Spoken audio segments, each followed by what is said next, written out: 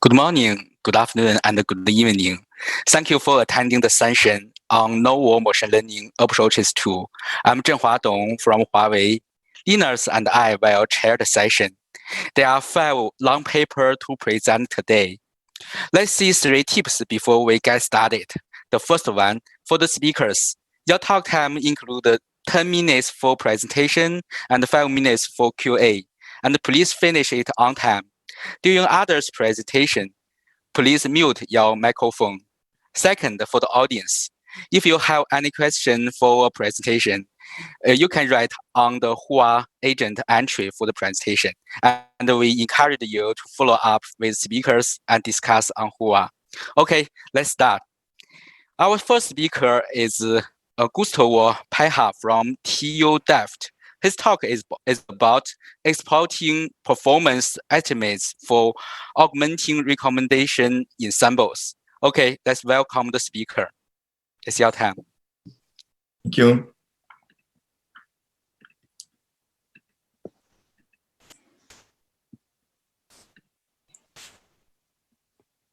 So hello, everyone. My name is Gustavo. This is joint work with Rodrigo when I was a master's student at UFMG, Brazil. And this is our work on performance estimates. There are 2 related areas that I need to discuss before I dive into our work. First is performance estimates, performance prediction, and the second is ensemble learning. So performance prediction is a big field of information retrieval, and in the ad hoc retrieval task, performance prediction means that for a given model and a given query, we want to predict the performance. So this is the effectiveness of the model for this query. So what's the indice, for instance, of this combination? We want to predict that without having access to the relevance labels. In recommender systems, we also have work done on performance prediction. And similarly, here we have recommender systems and a user. And we want to predict the performance of this combination. There have been some work proposing different predictors here. I'm going to give you a simple example just to get an idea of what it means to create a performance predictor. So here I want to capture the idea that if you have more data to represent the user, this will lead to better models, to more effective models. So I have this example of a data set here of ratings from users to movies. So the first user has rated those movies and the second has rated only this movie. So we can create a performance predictor for this that simply counts the number of ratings. And then for this user, it will predict a higher effectiveness than for the second user. Another related field is ensemble learning. So in ensembling, we are concerned with combining several base learners into a single model to improve generalization. So this is a quite big technique in machine learning. And we do this to improve the effectiveness, the generalization of the model. But here we are not focused on all of them. We are going to talk about a specific type of ensemble, which is called stacking. In stacking, we have several, if we talk about recommender systems, we have several base learners that are the recommenders themselves. So those are different recommenders. Each of them will output a score, a predicted score for this user item combination.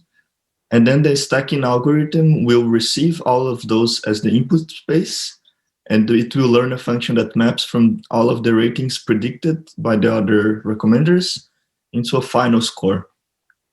So this is known to improve the performance and the effectiveness of the models when you're combining several different recommenders. It has won the Netflix prize, and usually Kaggle competitions are won by ensemble models as well. In Twitter prize from this year, RecSys, I think there were some ensembles on high positions as well. So the key idea here is that we can use the performance predictors to enhance the input space of the stacking algorithm. So we simply we can append those features with the predicted scores, and we can feed everything to the ensemble now. So what happens is that if a user has, for instance, I'm going to give you an example. If a user has few ratings, for instance, captured by one of the performance predictors, the stacking algorithm can say, okay, I know that if this feature is low, if the user has few ratings, I'd rather use a content-based recommender rather than a collaborative filtering one. So the stacking algorithm will take more of this score rather than this score. And then it can learn this pattern from data because this is also a machine learning model, right? So our main idea is that instead of relying on performance predictors that we have to engineer and create the features for when we believe each model is going to be better than the other, we're going to directly estimate this performance using historical data. The idea is quite simple. We look into the user historical ratings to do this estimation. So here is what we mean by performance estimates. Basically, we get an evaluation metric like NDCG. We have one recommender system. So this performance estimate is for this recommender system specifically, for instance, matrix factorization. And we also need a set of data from this user, for instance, ratings or interaction data. So what we do is we train the model on part of the data, the matrix factorization model, for instance, and then we calculate the NDCG using the data set that we receive, the historical data. Now, for this user and this model, we have an estimate of performance, which is this NDCG value. So similarly, we can also append this to the input space of a stacking algorithm. And the intuition here is straightforward. We want that we have K, if we have K recommenders, we have K performance estimates, and then each performance estimate will be directly related to each score of the recommender. So here it's telling that this score for this user might not be the best or might be good, and so on. So each performance estimate will give you an estimate for each of those predictions. So the ensemble can learn the patterns that will optimize this. So our main research questions are, so how effective are those performance estimates when we're ensembling recommenders, and how robust they are to the choice of the ensemble algorithm itself? So in our setup, we have 12 different performance predictors, which we use from previous work. And then we assemble 32 different base recommender systems. So we use some variations of hyperparameters from the same model as well. We consequently have 32 performance estimates, one for each recommender. And here we are comparing 8 different machine learning methods for the ensemble. So the main comparison that we do here in the paper is this, right? We want to see if our approach is more effective than this, and how robust this is. So let's go to the main results. First, I'm gonna show you some hyperparameters of the performance estimates and how they affect the effectiveness. So one of them is the evaluation metric that we chose before. So if you use NDCG, this is the effectiveness of the ensemble for different data sets. However, if we use a root mean squared error, we have better effectiveness for the ensemble. and this we believe it's related to ties and how those metrics work. Another hyperparameter that I didn't mention before, but it's really important, is the weighted or unweighted variation. And we need to use the weighted variation for the performance estimates to work, which means that the performance estimate, we do some tricks so that it changes both from each user and for each item. We have more details about that on the paper. So now let's go to the main results. So this is for the Amazon Books dataset.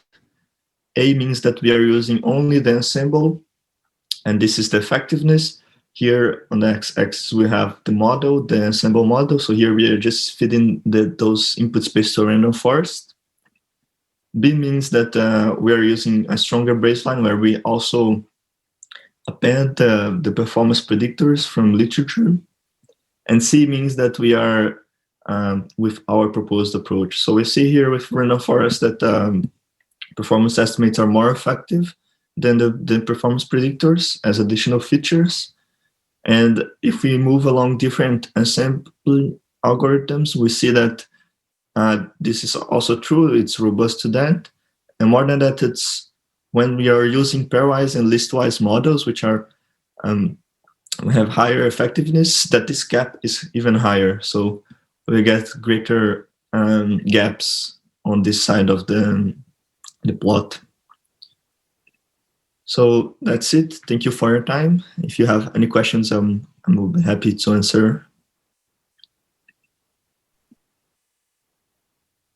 Okay, thank you, Gustavo. It's a very interesting topic. Yeah, a lot of people do contest. They use ensemble method. Let's see some questions from Hua. The first question is, are your performance estimates per user or per rating for a given model? Yeah. Okay, so they per can user be, or per rating. Yeah. They can be for both by user and rating, but in our work we did. Okay. Oh. Can you hear me? Okay. Yeah. Yeah. Okay. So, but yeah, I can see you. Thank you. Yeah, in our work we could indeed do by rating and user, which is what the weighted variation does. So we simply multiply it by the score, so that this performance estimate is no longer only for the user, but is now for the user and the item. So that's the weighted variant that I showed the results, but I didn't talk a lot about it, and that's pretty much it. Okay. I have a quick question. So, which kind of weighting method you used in your study? Yeah, weighting method. So it was quite simple. We just instead of putting the raw performance estimate, we multiply it for the prediction of the model. So now, if the model says that this rating is 5, but the performance prediction, the estimate is low, it will decrease this prediction. If it's high, it will increase it. So it's like boosting the predictions of its recommenders just by multiplying.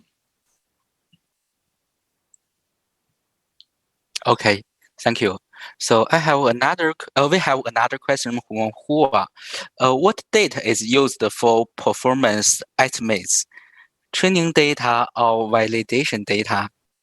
Yeah, that's a good question. So we have a longer paper that has more experiments, and we tested different approaches, right? We tested one that we simply do not have any validation data for the base recommenders. We just trained the model on all the training data and evaluate the performance, estimate the performance on the same set of data. And we compared this with separating, like I showed you. So I would separate the training and some evaluation data that I am not using for training. What we saw is that it didn't make a lot of difference.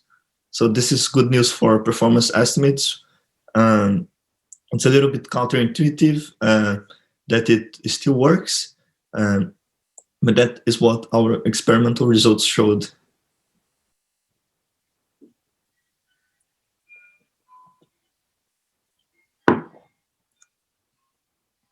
Oh, okay. Oh, okay. I can understand. So the last question is from the same session in the morning. Could you explain why pairwise method is better than the pointwise method And so I think naturally, in your scenario? Yeah. naturally they are better models because they get those interactions that are pairwise and they are optimized for a list. I think that the estimates helps even further there. I'm not sure exactly why. I have not really come up with a good theory of about that, but I think it's because they have more capacity to make better rankings in the end. But yeah, that's a good question that I would also like to understand better. Okay, thank you. So there's no more questions. So let's move on. Our next speaker is Chang, the candidate PhD student from University of Amsterdam. He will present Cascading Hybrid Bandits, online learning to rank for relevance and diversity. Okay, let's welcome the speaker. It's your time, Chang. Thank you. Thanks for the introduction. Hello, everyone. This is Chang. I'm a PhD student from University of Amsterdam. Today, I'm going to talk our paper Cascading Hybrid Bandits, online learning to rank for relevance and diversity. This is a joint work with Haoyun, who is from Bloomberg, and my supervisor, Maarten. Let's start with a simple example. Like thinking about we want to do recommendation. We have a candidate set. So for example, here we have 12 candidate sets. Different colors represent different topics, and the dots on the boxes on the different items means how relevant this item is to the user. And the recommendation scenario is as following. Each time the recommender system show a ranked list to the user, and the user browse list and follow some click model, leave some clicks and then the clicks go back to the system. The system learn from these clicks and improve the ranking policy. There are general three properties in our problem. The first one is position bias. Like seeing in ranking, the higher ranked items are easier to be observed than lower ranked items. The second part is relevance ranking. Thinking about we want to put relevance items on top of the ranked lists. The third one is the result diversification, where we want the recommended ranked list to cover a broad range of topics. So in this example, cover a lot of cover small different colors box. Let's talk about the position bias. In this paper, we use a cascade model to explain the position bias. So for example, in this, now we have a ranked list R, and we assume each item has an individual attraction probability. Here we call it alpha, and R1 means the items on the top position. And the user browse an item from top to the bottom and stops and clicks the first attractive item, and then stop browsing the rest of them. The nice part of this cascading model is it can transfer the click probability into this attraction probability, and then we can use this attraction probability we can use this click probability to train the model. And of course, although it's single click, but it's powerful. And the goal of this cascade model is to maximize the probability of clicks. And then let's talk about the relevance ranking. Thinking about we assume each item can be represented by a feature vector. Here we call it that. And the user has a preference, and here we call it beta star. So the relevance of item to a user is just a dot product.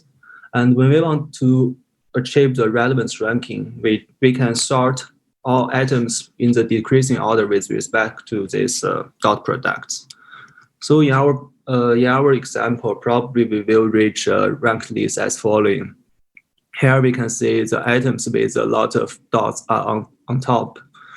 The problem of this is obviously the ranked list is not diverse enough because we are missing the yellow box. So we want some result diversification here. And in this paper, we use some modular model for result diversification. And here we assume each items. We assume we have several topics. For example, in our example, we can think the topics as red, green, blue, and in the real world it can be like news topic or any type of topics. And we also assume we know that each item covers part of the topic. See, in this blue box, it didn't cover red, but it covers part of green and part of blue. And now we want to talk about the topic coverage of ranked lists. So seeing a ranked list has these two items. And when we're thinking this topic coverage of ranked lists, there are two things we need to focus. The first one is if we add a new item to the ranked list, the topic coverage of the whole list should not be decreased. And also, if we want to add a new item to the ranked list, the topic coverage, if the item is close to the item inside the ranked list, the topic coverage should not increase too much. So here we can model it as a submodular function G. And for example, an easy way to achieve this is just to take the max of each individual topic coverage of each individual items. So here is what we get. And when we're building the ranking, when we want to decide which item we want to add in the ranked list, we want to compute this topic coverage. So here, if we want to choose the third item, probably we want to check the topic coverage gain of if we add the third item to the ranked list compared to the previous ranked list. So here is a more intuitive example. When we can compute it. So for example, when we compute the topic coverage gain of the first one, it's just nothing. It just depends on an empty set, and the second item depends on the first item, and then etc. etc. When we want to, so in here, if we want to add the third item, probably what happened is since we already have a blue and red box in the ranked list, so the topic coverage gain of a blue and red box will be very low. Yet we don't have yellow box, so the topic coverage of yellow box is pretty high. And then here we assume a user has an individual preference over different topics, and it can be captured by a parameter here we call it theta star. And the user preference on different items is again a dot product. And then when we want to choose which item to add in the ranked list, we just do the dot products and then select the highest one. And here in this example, probably we will reach a ranked list as following: a blue, yellow, a blue, red, and yellow. So now it comes to our paper. In this paper, we combine the two parts of the previous ingredients. We assume each items can be represented as two parts. One is C, the relevance feature, and one is W, the topic coverage. And also a user preference can be captured by two parts. And when we do the ranking, we just sorting the items according to the decreasing order of the dot products. So in our previous example, probably we will reach a ranked list as following. Right. So here we can see ranked list we have some yellow items. Also, the goal is again to maximize the click probability of the ranking lists. Okay, now let's see how the algorithm works in RAN. Again, our scenario is an online learning to rank scenario, and our algorithm works in rounds. And at the beginning of each round, the algorithm will estimate the user preferences, this beta and theta. These are the parameters we want to learn from user feedback. And when we're building the ranked lists, the algorithm starts with an empty ranked list. And then for all remaining items, the algorithm computes the optimistic estimates on the attraction probability, or we can also call it the upper confidence bound, or UCB. And the algorithm chooses the most optimistic item in the remaining ranked list and then add it to the ranked lists. So this process continues until we reach enough items in the ranked list. And then the algorithm displays the list to the user and observes the feedback and then updates the model. First, we prove the algorithm can be bounded. Here we bound the regret. The regret is the regret in the paper is the difference between the in the number of clicks between the optimal ranking policy and our learning policy. The lower, the better. And in our regret, we prove that it depends on the number of positions and the whole learning period. Here, K is the number of positions, and it's the learning period. Here, and this bound is comparable to all online learning to rank linear Bandits-based algorithm. Then it comes to our experimental results. We first consider the movie recommendation setup, and we choose the movie length data set. Here, the K is the number of positions, D is the number of topics, lambda is a trade-off parameter for our simulator.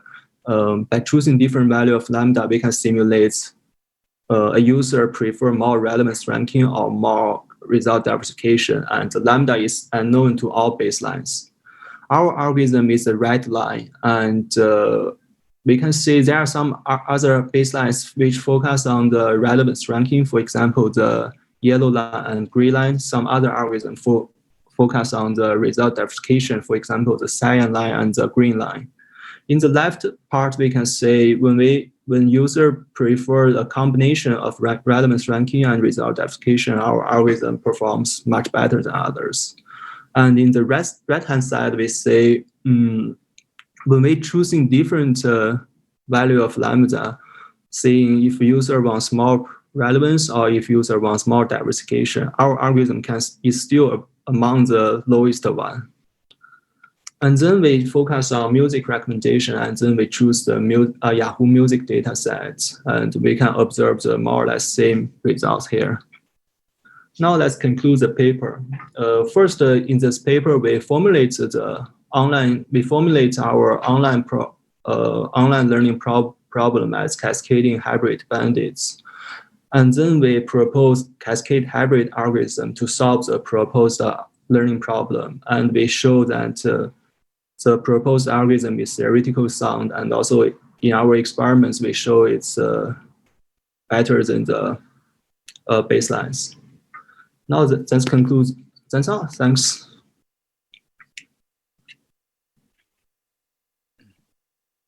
Thank you, Chang. I saw your teasers. It's very, very impressive. So we have some time for questions. For the audience, you can submit your questions on the Hua app. Yeah. Okay, I have one quick question. So how about the efficiency of your method? And we want to deploy on our recommendation product. So what about that? Yeah, that's what's your idea? Yeah, I see. Okay.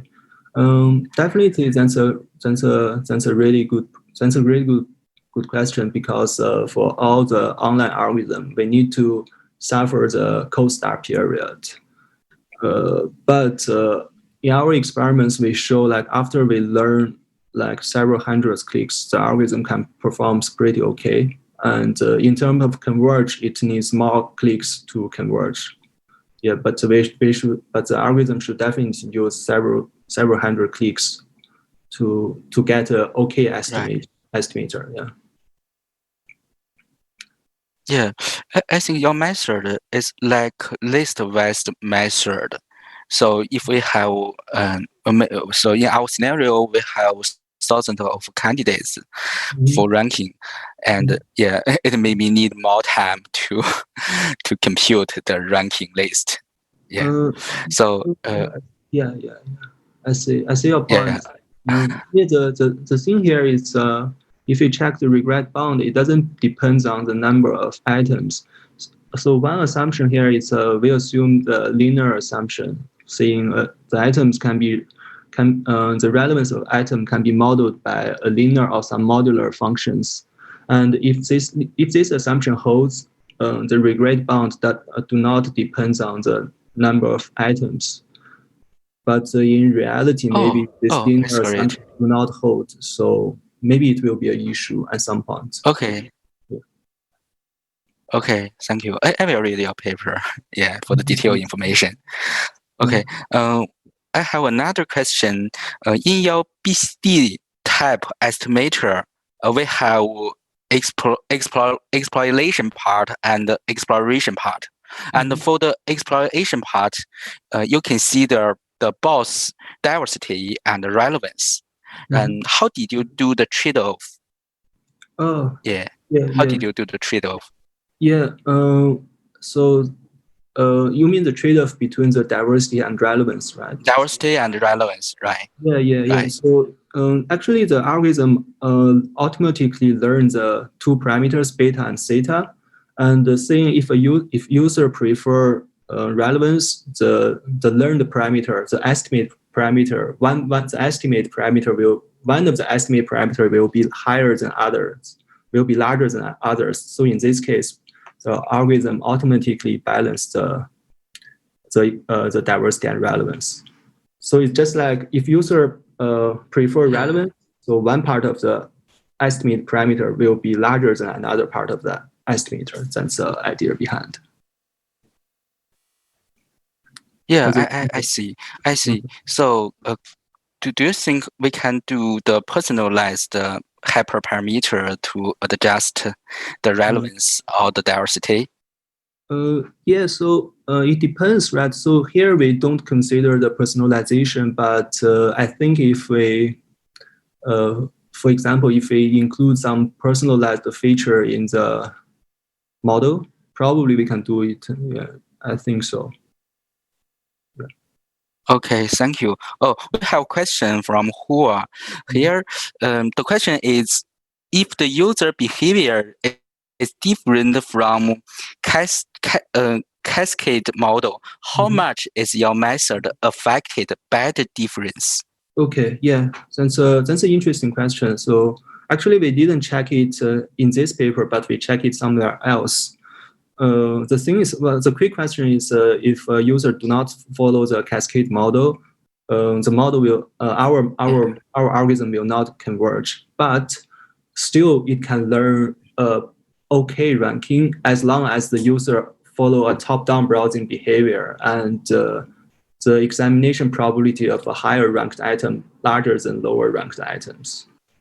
So as long as the user prefer more on pay more attention on higher ranked items, our algorithm can still learn something, but it cannot converge.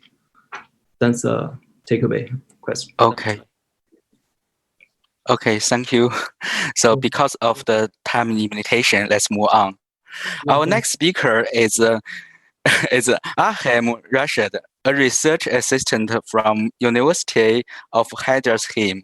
He will present MultiRec, a multi-relational approach for unique item recommendation in auction system. Okay, it's your time, Ahmed. Thank you. So welcome everyone. I'm presenting our paper titled MultiRec, Multi-Relational Approach for Unique Item Recommendation Auction System, and this work was in collaboration with Volkswagen Financial Services. So let's first explain what's an auction system and why we have a lot of challenges in this setting. So in auction system, we usually have a set of items and a set of users, and those items are unique. So an item can be sold once, and this causes a lot of problems in the settings and many challenges for traditional recommender systems. So once the item is unique, this means you don't have any historical interactions per items. And this means also that the users will have unique interaction records if you look at them from the interaction matrix perspective. This means also that the interaction matrix is extremely sparse in that case. So in order to solve this problem, we propose a solution that's I would say, consists of two parts. So the first part is try to leverage any auxiliary user item relations that exist in such settings. And one important relation in such auction system settings is the bidding interaction. So usually in auctions, we have first users bidding on items, and then the item gets sold to the high bidder. So this bidding interaction is already provide a weak implicit signal about the user interest. So it can be also leveraged in that case. We have also the sale prices. So this is also an interaction between user and item. So we know that a higher sale price already provide a more willingness to buy a similar item. So, and the lower sale price is a lower willingness to buy an item. And of course, since items are unique, we can't utilize the IDs. For example, in matrix factorization, traditional KNNs, and even autoencoder models, because they are unique. So in this case, we have to rely only on item content information or attributes. So these are the two parts that we used for our solution for this problem. So a quick problem formulation for this setting. So we have a set of users, and each user might have a set of attributes. And also we have a set of items, and those items have attributes. And for example, in our case, we had 3 interaction matrices, which is in the scope of this work. So as purchase metrics or sales metrics, so this is the most important signal that you want to model. And we have a bidding metrics. It's also a binary interaction matrix. And we have the sales price matrix. It's a continuous valued interaction matrix. And our objective will be to predict the likelihood scores in the main interaction matrix, or the missing likelihood score in the main interaction matrix, which is a sales matrix, by utilizing all available interactions on all the relations that we have. Okay, so how we do that? First, we use simple attribute-aware and nonlinear embeddings. So they are simple, fully connected layers that extract latent features from user and items independently. So here you can see it as FU. So you feed the attributes of the users concatenated with its ID to the fully connected layers of the user part to extract ZU, which is the latent embedding of the users. And the same case in case of items, where you don't have item IDs in this case. It's only item attributes. Yeah, so I think it's fairly straightforward tower-based embedding.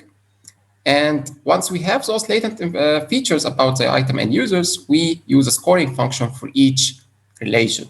And those scoring functions are just also a series of fully connected layers with some nonlinearity in it. And there was a small trick here we do, is that we multiply element-wise the latent embedding before we feed them to those scoring functions to maintain the multiplicative interaction between the features and their alignment. Of course, you can also use a dot product. So it's a non-parametric scoring function for your relation, but we have to be careful in case of using a dot product for more than one relation, especially in case of having 2 relations where you can have conflicting user item pairs. For example, you can have user 1 and item 1 in one relation with an outcome 1, and in another relation with an outcome 0. In this case, both signals will cancel out each other if you just use a non-parametric dot product version.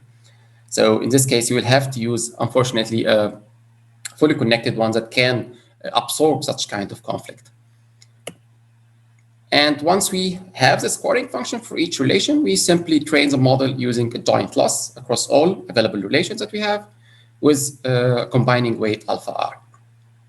And in our case, we had 3 relations. So we have the purchase relation or the sales relation, which is a binary interaction. So we use a logistic loss for this one. We have the sales interaction, which is a continuous value one. So we use the squared error loss. And we have the bidding interaction, which is also a binary interaction. So we use the logistic loss for that one. This is the pseudocode for MultiRec. So for each epoch, we sample, or for each epoch, we first iterate across the relations. We sample a set of users. For each user, we sample a positive and negative pair if it's a binary interaction, or we sample just the positive interaction in case of it's a continuous value interaction. And once we get those pairs, we update the extraction function for the user features, the extraction function for the item features, and the scoring function. Now for the experiments, we have one property dataset from the VFS used cars center. So here we are talking about used cars, and it's a P2P dataset. So the other side is not the customer, but it's a dealer. So it's a business-to-business dataset. And luckily we found an online dataset to promote reproducibility. And when this online public dataset is eBay dataset. It's much smaller, but we were fortunate enough to have some similar characteristics with the FAVFS data set. So you can see here that the bidding interaction, for example, in the FAVFS dataset is around 1.5 more times than the sales interaction. So it contains 1.5 more information from the sales interaction. But for example, in ePay dataset, it's around 16 times more information than the sales interaction. And please keep that in mind, and we will see in the experiment later why such kind of difference might be interesting in other settings or other problems. And you can see also here that in FAVFS dataset, we had almost none, there is no two items that are similar at all. So each item is exactly unique. So our experiment protocol we use the leave one out evaluation protocol for validation and for testing. And we use hit ratio at K and NSG at K for as evaluation metrics. So one important part about our leave one evaluation protocol is that we didn't use this traditional one where we sample negative items across the whole data set. Because if we do that, we will have a mix-up between very old cars on our ranked list and very recent cars in our ranked list. And the model will just, or the evaluation metric will be unrealistic in this case to the real production, I would say, on the online or real production phase. Because in the production phase, we will have cars that came from the same period. And to imitate that, when we sample negative items in the evaluation protocol, we made sure that they are sampled from the same period as the positive items that we inject within them. So we had a couple of baselines. We have a random model, top popular model, the SSM model, a deep FM model, a NoimF and GraphRec model. And the last two were modified slightly to only incorporate item attributes because they were relying on IDs mainly. We didn't use KNNs, we didn't use simple metrics factorization and so on because they are not applicable in our case because we can't use IDs, we can't use interaction vectors between user and items. So here we can see the experimental results on the FAVFS dataset, and you can see, for example, here after this threshold part, we can see once we add a sale price and bidding interaction, we can see a significant lift compared with a model that doesn't use this extra information and affects the whole all metrics which we have with different threshold. But you can also see the more we relax the evaluation metric, the lower significance of adding extra information will be. Now let's see the ePay dataset. You can see here the magnitude of the improvement is extremely larger than compared with the FAVFS dataset. We are talking about 135% improvement in prediction accuracy. And if we remember, we had 16 times more information in the bidding interaction in this dataset compared with the sales interaction. So that's explained now that once we have more information on the auxiliary relations, the higher likelihood that you will get more gain in your prediction once you add those auxiliary relations in your training protocol. Now, this experiment shows us the effect of adding this auxiliary information in terms of performance prediction or performance accuracy with respect to different users with different interaction history or the interaction frequency. So on the leftmost part, you will see users that has low frequency of interactions. And on the rightmost part, you will see users with too many interaction in the data set. And you can see almost all users across the data set will benefit by adding these auxiliary relations. And actually, it's also interesting to see that this adding this auxiliary information might improve the performance for noisy and users that has incredibly large interactions in the data set, which is usually problematic for recommender systems. Here you can see the sensitivity analysis or the alpha weights. So it's also dependent on the data set. So for example, on FAVFS data set, the significance of the alpha for the bidding interaction was not that important compared with the alpha S, which is a sale price. So a lower sale price actually decreases the performance. And this hyperparameter will need to be tuned for the respective data set. So as a conclusion, we saw this MultiRec model, which is a simple, flexible model that can be extended to any number of auxiliary relations that you might have.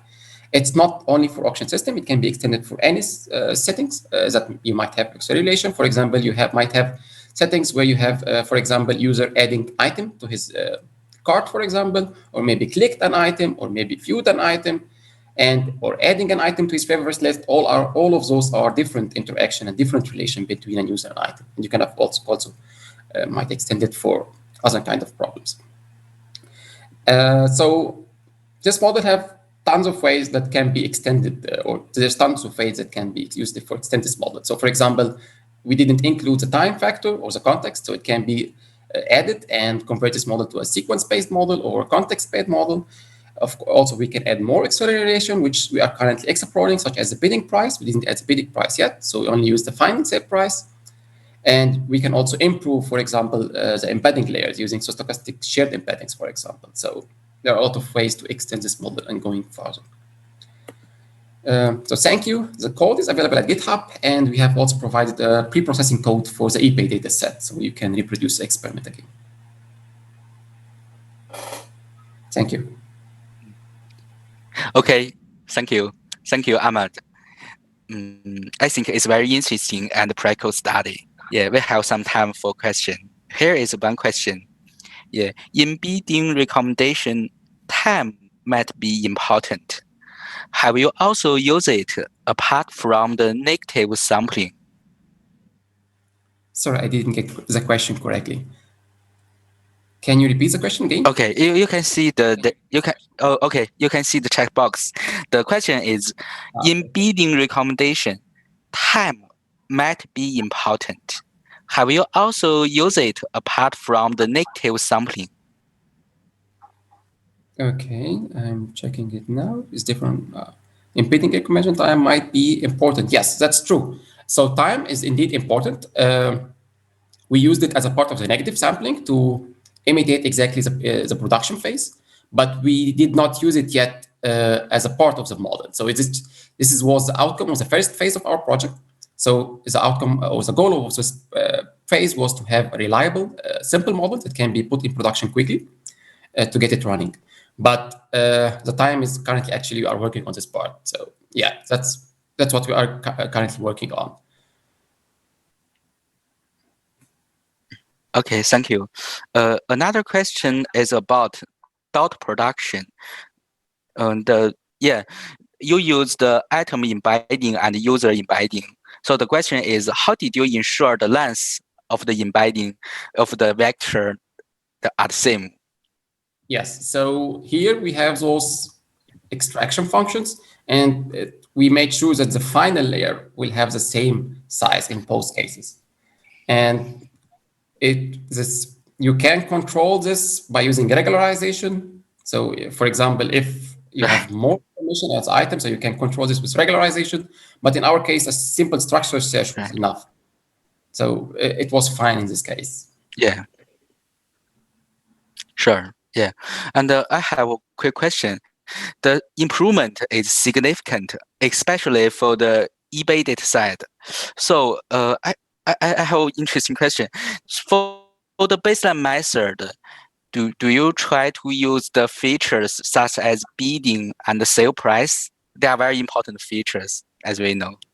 No, in this case, we didn't use the bidding and the external feature, but all of them use the same attributes. Okay. Yeah, as we know, bidding is very important. Yeah.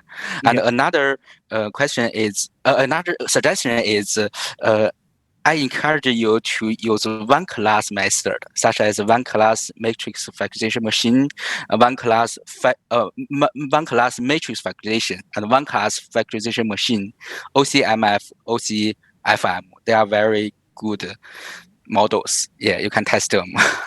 Okay. Yeah. So there's no more question, and because of time limitation, let's move to our next speaker. Thanks, our speaker again. Yeah, our next speaker is Kasper Hassan, a PhD fellow from University of Copenhagen. He will present contextual and sequential user embedding for large scale music recommendation. Okay, welcome, speaker. It's your time, Kasper. Okay, thanks. Hello, everybody. So my name is Casper, and this is work done at my Spotify internship last summer together with these amazing people. And our title of our paper is Contextual and Sequential User Embeddings for Large-Scale Music Recommendation.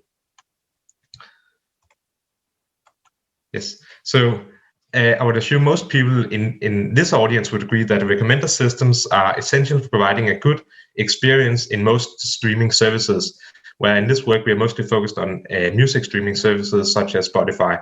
So for example, when you open your music streaming service in the morning, for example, the Spotify app, then you might be interested in getting recommended some energetic music to get you started and ready for the day, whereas later in the day when you're tired, you might want some relaxing music to calm down. However, music recommenders also face certain unique challenges. For example, when doing the recommendations, we recommend sessions of tracks and not individual tracks, because tracks are normally consumed together in sessions with some overlap in the type of music typically. The sequence of past consumed sessions also matters. What you listen to in the past will, of course, impact what you're going to listen to next. And then the content of each session is highly contextual.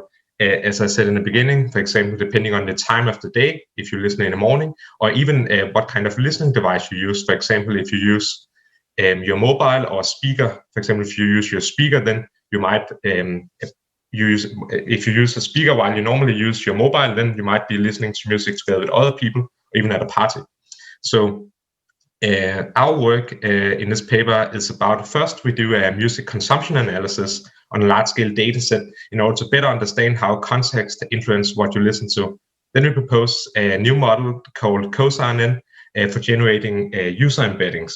And it's important to notice here that we are working in based on embedding-based models such that we can utilize a highly efficient nearest neighborhood search as compared to a perhaps more complex model that does pointwise predictions, even a user and an item. The dataset we have access to here contains around 200,000 users in a 2-month period, with around 220 sessions per user and around 10 tracks on average per session. To the left in the blue plots, we see the context distribution. So again, context here is the context you're in when you, for example, open the app on your phone. So you open it in the morning, then you're early morning and on the mobile. We can also use other devices and other time contexts. So we see that there's a peak around afternoon, but it's actually well spread throughout the day. However, the devices in this data set, most listenings are on device, but still 12% are happening on a non-mobile. However, if we look at the proportion of users with at least one session in a given context, then we see that it's actually very that evenly spread. So we see that most users do experience the time context at least once for each of the different ones except night, but also for devices that almost half the users do use the desktop, and we also see quite some activity in the other ones, even though they don't appear that often in the distribution plots. So it's users do experience all of these, so it's important to get them right. Since we are working on embedding-based models, then the tracks are represented as a 40-dimensional real-valued vector trained using word-to-vec like you would do for word embeddings. A session can then be represented as an average of these track embeddings. So based on the track embeddings, we can look at the pairwise cosine similarities of the tracks within a given session. So we take all tracks occurring across all users in a given context and then put them into a bucket and compute the pairwise cosine similarities. What we then see in when we do a box plot is that generally the average cosine similarity is larger for the less popular context, such as early morning, night, desktop, speaker, web, and tablet. So we see that music in those across all users, it is a bit similar compared to the majority contexts, but also that there is some variation between the contexts. Then we can also look at the session similarity between contexts. So for each user, we take out a session and look at the context. Then based on the embedding space of the session embeddings, we find the nearest neighbor and see that context. Then we can plot that into a heat map, normalize the rows, and then we can get a probability distribution of how similar the contexts are to each other. However, since some users will perhaps only listen to music in a single context or just a few, we have to correct for that. So what we do is, instead of sample based on nearest neighbor, then we do a random sampling and subtract that such that we get a probability difference between sampling sessions ranked by their pairwise cosine similarities or randomly. So this means that if in this difference plot, if the diagonal is positive, then it means that sessions occurring within this context, they are more similar compared to other contexts. And this holds for both time and device, but especially so for device, where, for example, music listened to on the web for a user is a lot more similar to other music they listen to on the web compared to the mobile. So we have a lot more details in the paper, but generally this well motivates that context matters a lot, and what you have listened to in the past in the same context, even just in the past, also affects what you're going to listen to next. So we propose a COSA, which is a contextual and sequential user embedding model that essentially learns a user embedding for each time point based on the context. So it's trained to maximize the cosine similarity between the user embedding and then the next session embedding that you're going to have. And this is essentially done through that we learn a contextual offset embedding, which we combine or fuse together with an aggregation of all the user's past sessions, representing a global long-term embedding. So this global long-term embedding is just a weighted average of the session embeddings. It corresponds to a point in the space of the user's general music taste, and then the model is just supposed to learn a contextual offset from this, and not the entire global taste, as it performs pretty well just by doing this weighted average, so we can correct for the contextual deviations. Then the model as input takes previous session embeddings, where we split each session into the tracks the user listened to and the tracks the user skipped. So we get two embeddings like that. Then we, of course, also have the current context. So, for example, early morning and the mobile device. And then a number of features based on the number of tracks in the session, the time since the last session, and then the stream source in the last session, where stream source is how you listen to music, specifically on the Spotify app, for example, if you listen to a playlist or use the radio function. For evaluating this model and seeing how well it performs, we compared on two tasks. So the first one is a session ranking task, where we essentially measure how well can the model rank the current session above the last K sessions, and then the track ranking, where we measure similarly how well the model can rank the tracks within the current session above the last K tracks. For the testing set, we use the last 2 weeks of the 2-month period we have access to this data. So it's on a time-wise split. For baselines, all the baselines are supposed to generate some kind of user embedding. So the most simple one is we can just take the last session embedding and say that is the user embedding. We can also take the last session embedding with the same context. We can also do an average, as we did in global long-term embedding, of a weighted average of all the previous session embeddings or just the one from the same context. We also do a popularity baseline, where the popularity of a session is just the average popularity of the tracks within it. We can also have an oracle baseline to get an upper bound, which is we have a full oracle where we know exactly what the user listened to, or a half where we only know half of the tracks. Then we also have 3 state-of-the-art models, RRN, latent cross, and GOD, which also generate user embeddings. Without going into too much details of the numbers, we generally see performance improvements across the task and metrics of upwards of 10% compared to state-of-the-art. But there's still quite some gap between our method and the baseline up to the oracle baselines. So even though we obtain relatively large performance improvements, then there's still room for improvement, which is, of course, always nice for future work. If we directly compare to Jody across the contexts, then first of all, we see that we obtain improvements across all contexts, but also that there's a tendency that we improve even larger for the non-majority contexts. For example, on the device to the left, for desktop, speaker, web, and tablet, we generally obtain larger percentage-wise improvements compared to the mobile context. So our model is better at capturing the contextual deviations that the user experienced. So in summary, we have a lot more details in the paper, of course, about a music consumption analysis, but we highlight the effect that context have on music consumption, so what you listen to, specifically on Spotify. And then we proposed a new model called COSA-NN, which models both the user's global taste and the contextual deviations based on that, which we combine for generating a user embedding for the next session you're going to have. This performed pretty well by performance improvements of upwards of 10%. And then because it is an embedding-based model, then it is highly efficient to run, and we can do very fast recommendations because we can utilize nearest neighbor search instead of perhaps more expensive point-wise recommendations that generates a score based on a user on a track. So thanks for listening, and feel free to ask any questions here on my email. Thanks. Okay, thank you, Casper. Great presentation. Yes, you are right.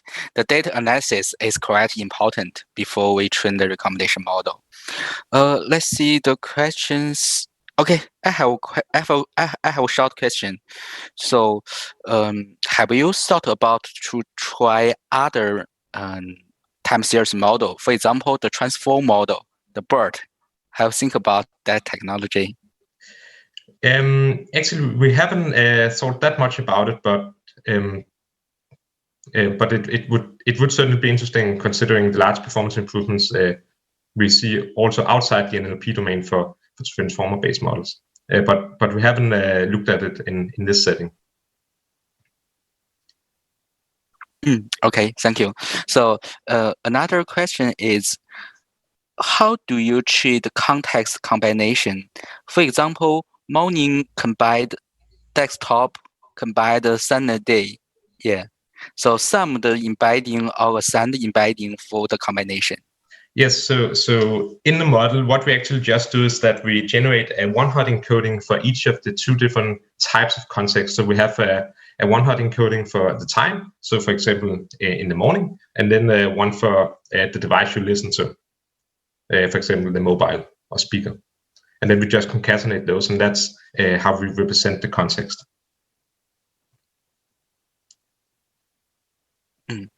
Okay, interesting. And another interesting question is, have you deployed your algorithm online for A/B testing? So at least when I finished my internship last summer, then that had not been done yet. So I'm actually not aware of what's the progress on that.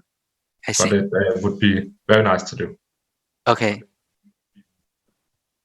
Okay. We have another question from Hua user. Have you thought about unexpectedness in this model? So perhaps this similarity to previous listening behavior, maybe that enhance user experience. Have you?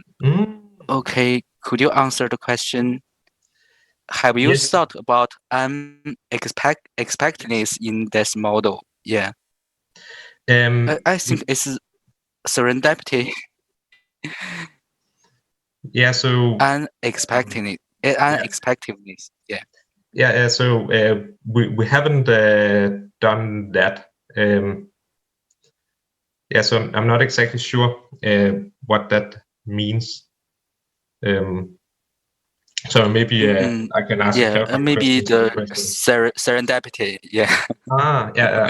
Give the users surprising music. Yeah. Yeah.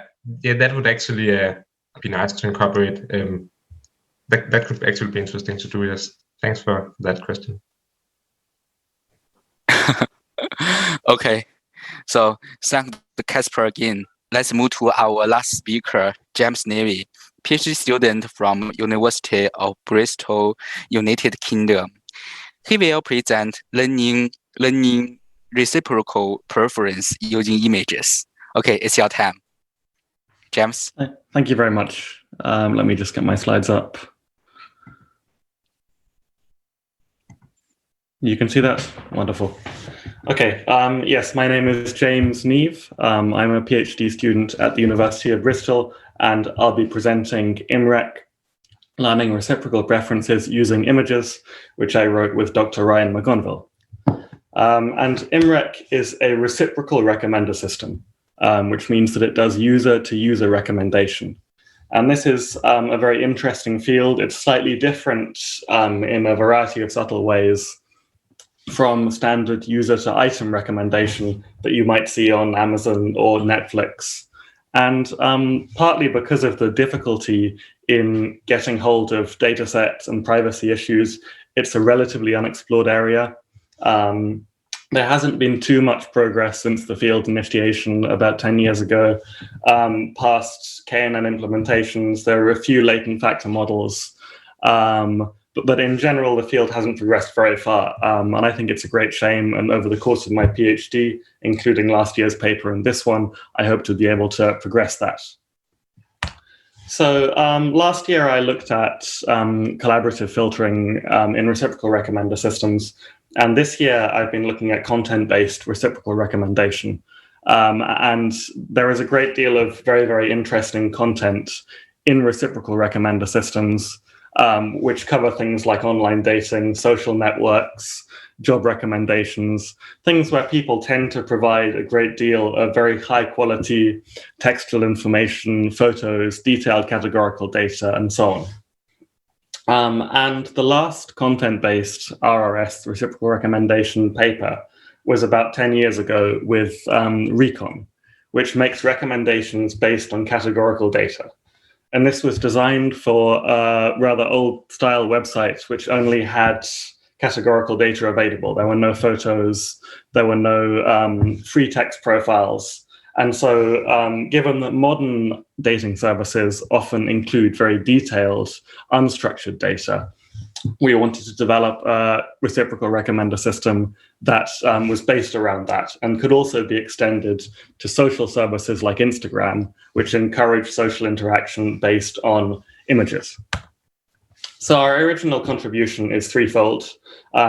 We present a model to predict personal attraction based on image data. We design from this model a content-based RRS that determines personal attraction. And we demonstrate that our model outperforms the current state of the art based on a detailed evaluation. So just a few words about our collaborator for this paper. We worked with an online dating service called Pairs, which is currently the most popular service in Japan and also growing throughout Asia. And it has about 10 million users, which was plenty of data for our purposes. The other nice thing about Pairs is that it forces users to see the whole profile of their potential partner before they make a decision about whether to like or not. So they see image data, free text profile, and categorical data. And this means that our algorithm is also a fair comparison with Recon. So the Pairs user flow, and just to give you an idea of the data that we're working with, is like so. Users search for another user that they might like. After looking through a list page, they choose someone, they view the profile. If they think they might like to continue the interaction further, they press the like button. Users can see that they've been liked and either choose to respond in kind, which means a match, which is our bidirectional preference indicator, or they can choose to nope, which is a negative preference indicator. If the two users match with each other, they can then go on to message each other, potentially meet each other. And this gives us an interesting dilemma in the context of reciprocal recommendation about which of these we should use as our evaluation criteria. Obviously, especially in the context of dating, relationship is our end goal, but obviously it's difficult to get that data. So we tend to use likes and matches as our very clear, obvious binary data for unidirectional preference and bidirectional preference, respectively. So in order to predict personal attraction based on images, we tried a number of different approaches. And the most successful of these was a Siamese network, which is a type of neural network, convolutional neural network used in face detection. And starting from the left-hand side, we have two inputs, which are either two liked images from the same user or a liked image and a disliked image, so a nope from the same user. These are fed through two convolutional neural networks, symmetrical convolutional neural networks, which produce embeddings for these two images. And the output trains the network based on the difference between these two embeddings. If it's two images liked by the same user, our ideal output is 1, and two images, a liked image and a disliked image, our ideal output is 0. So we trained the network on 200,000 pairs of face images, 100,000 liked image pairs, and alternately 100,000 pairs of a liked and a noped image. And through this process, like with face detection, where you would give it 2 pairs of the same face and the same face and different face, the system learned the difference between liked and noped images in terms of the user preference. And it's worth saying at this point that we were working with a very clean data set. Pairs manually checks each of the user images to ensure that the image only contains the user's face. So there are no group photos, no pair photos, and so on. And we also used automatic face detection software to ensure that each of the images did contain at least one face, and it wasn't just a picture of a mountain or a desert or something like that. And from this model, fairly intuitively, we were able to build a recommender system to determine bidirectional preference from the unidirectional preference expressed in the model. So, for example, given 2 candidate users, A and B, we use our model to compare A's liked history with B's photo and B's liked history with A's photo, which gives us a number of scores. We aggregate these scores using a random forest classifier trained on different data. And this gives us 2 individual unidirectional preference scores that indicate the preference of A for B and the preference of B for A. We then subsequently aggregate these 2 scores into a single bidirectional preference relation using the harmonic mean, which is a fairly established way of doing this in the context of reciprocal recommendation. And we ran 2 tests to evaluate our model. Firstly, we tested against the best-in-class content-based RRS, Recon, which I described earlier. And we also tested against the best-in-class reciprocal recommender system, LFRR, which is a collaborative filtering model that establishes bidirectional user preference. So against Recon, our system performed very favorably. This is the ROC curve of ImRec, our system in yellow, and Recon in blue. Recon performed very badly on our data set, as you can see. I think it's possible, even quite likely, that this is because Recon was originally designed and trained to work on a system that only included categorical data, and Pairs dataset includes much more sophisticated data in terms of free text profile and images that users use to make their decisions. I think this is a fair test for modern online dating services because in general, modern services often do include pictures and in some cases encourage users to make their decisions based mainly on pictures. And just a few numbers to back that up. The AUC of ImRec was 0.65, which is about 15% higher than Recon, and the best F1 score for ImRec was 0.71, about 10% higher than that of Recon. We also tested ImRec against LFRR, which was our collaborative filtering best-in-class reciprocal recommender system.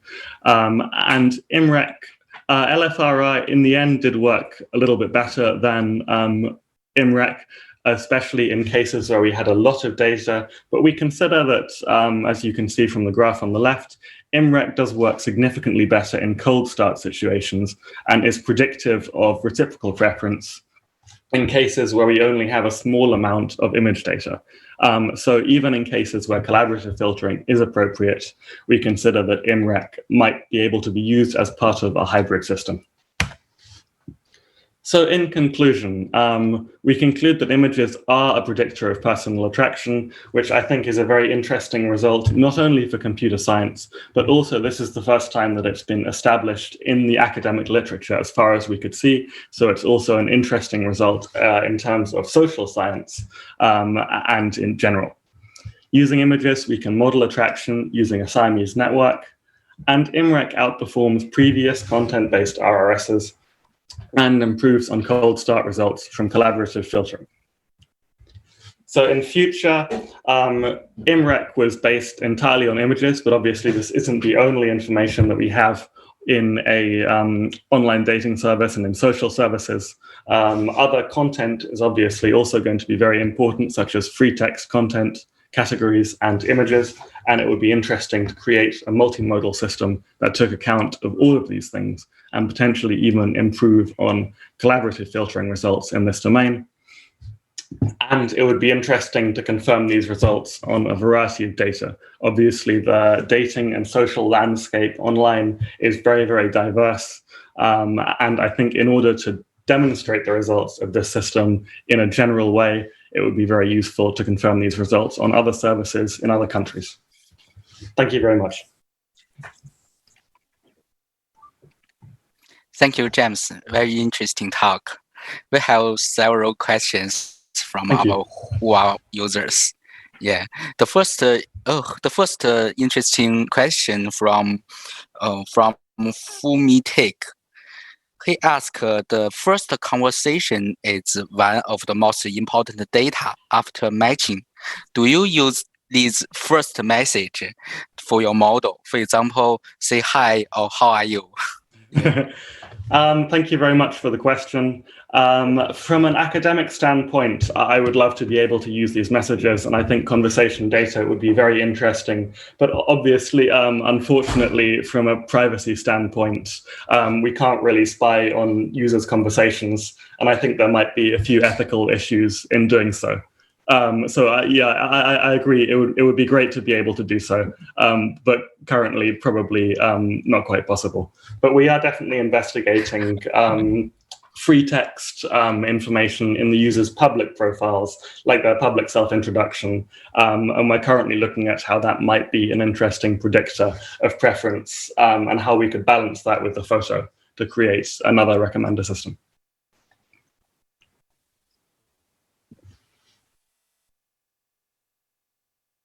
Okay.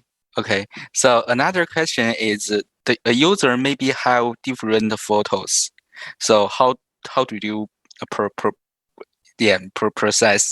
the different photos? Average embedding or something else?